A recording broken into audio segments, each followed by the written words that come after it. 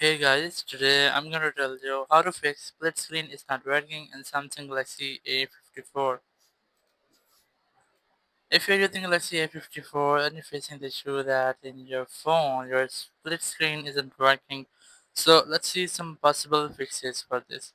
So if you are trying to access your split screen by using gesture like swipe up using two fingers, so you're unable to do this without enabling this in your settings.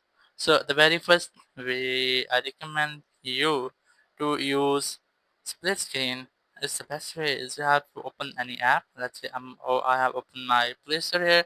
Just go back, go to recent apps. Just swipe up, and you will see recent apps here. Now just click on app icon, and you will see the open in split screen view. Click on it. It will open in your split screens, and now you just have to select another app you want to use. So let's say I'm gonna select my Chrome app. Let's say here.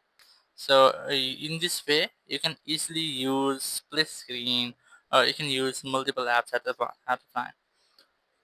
But if your split screen is still not working, so the very first thing you have to simply go ahead to your settings app here, go to advanced features, and in advanced features, go to multi-window. You might see swipe for split screen. Click on it and enable this from here. So here's a gesture. You have to learn that you have to swipe up using your two fingers on your home screen from this bar, just like this.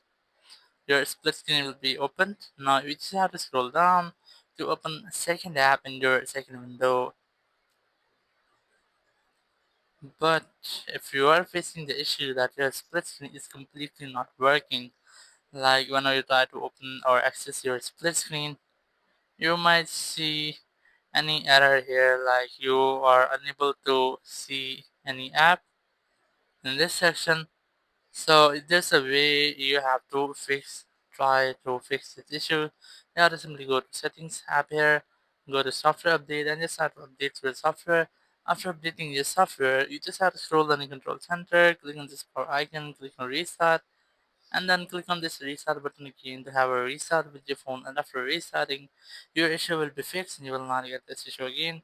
Thank you very much for watching the video. Until next video, bye bye.